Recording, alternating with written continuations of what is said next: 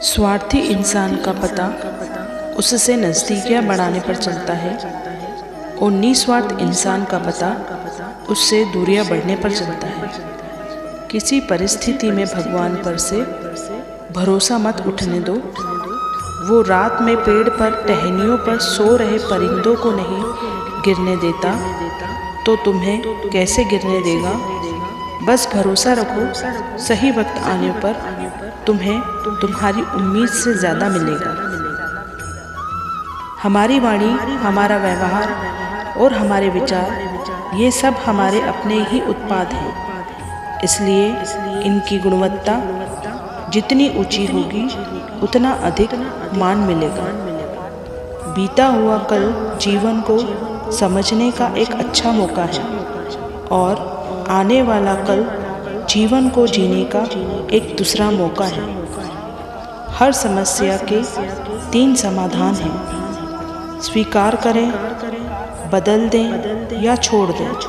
अगर स्वीकार नहीं कर सकते तो बदल दें और अगर बदल नहीं सकते तो बेहतर है उसे ईश्वर पर छोड़ दें। जब इंसान बिना चाबी के कोई ताला नहीं बनाता तो आप ऐसे क्यों सोचते हैं कि परमात्मा आपको ऐसी मुसीबत में डालेगा जिसका हल ही ना हो। बहुत से रिश्ते इसलिए ख़त्म हो जाते हैं क्योंकि एक सही बोल नहीं पाता, दूसरा सही समझ नहीं पाता। जो तुम्हें इंसान तकलीफ़ में देखकर खुद से रो पड़े वो इंसान कभी भी तुम्हें तकलीफ़ नहीं दे सकता। किसी भी संगत से यदि आपके विचार बदलने लगे तो समझ जाना वो कोई साधारण व्यक्ति नहीं है। दोबारा गर्म हुई चाय और समझौता किया हुआ रिश्ता दोनों में पहले जैसी मिठास कभी नहीं आती। मेहनत का फल और समस्या का हल रब देगा, ये मत सोचो कब देगा, पर जब देगा सब देगा।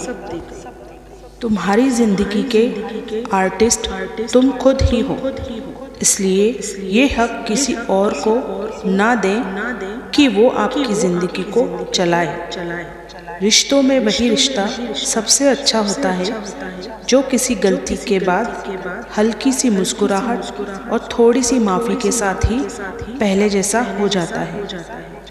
पिन सारे कागज़ को जोड़कर रखना चाहती है लेकिन वह हर कागज़ को चुभती है।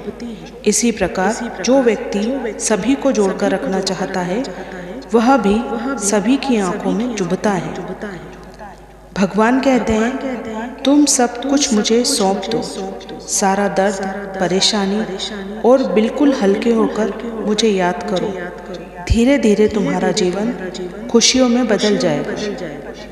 सुंदर रिश्ते बनाने के लिए मीठे बोल, सही व्यवहार, प्यारे मैसेजेस, महंगे तोहफे कितनी मेहनत करते हैं। अंदर पुरानी बातें और नाराज़गी पकड़ी है। गलत फहमी का एक झोंका रिश्तों को बिखेरने के लिए काफ़ी है। रिश्तों को बाहर से संवारने की मेहनत नहीं, अंदर से नींव मजबूत बनाने का ध्यान रखें। ईश्वर सिर्फ दिशा दिखा सकता है, उस पथ पर चलना हमारा काम है। और वास्तविकता में अगर तुम चलना ही नहीं चाहते फिर तुम्हारा ईश्वर को दोष देना व्यर्थ है। अगर लगती है तो यह नहीं पूछते कैसे लगी। बात छोटी हो या समस्या बड़ी हो, क्यों हुआ, कैसे हुआ, किसकी वजह से हुआ, प्रश्नों का चिंतन मन की शक्ति घटाता है। कारण नहीं ढूंढना, निवारण ढूंढना है। अब मुझे कैसे सोचना है, मुझे क्या करना है। समस्या स्वरूप नहीं, समाधान स्वरूप बनना है। उस सुख का त्याग कर देना चाहिए जो किसी के दुख का कारण बनता है। जो धोखा खाने और दुख मिलने के बाद भी गलत रास्ते पर नहीं जाता है और ईमानदारी से अपना कार्य करता है, ऐसा इंसान भगवान को सबसे प्रिय है। अंत में ऐसे व्यक्ति की जीत निश्चित होती है।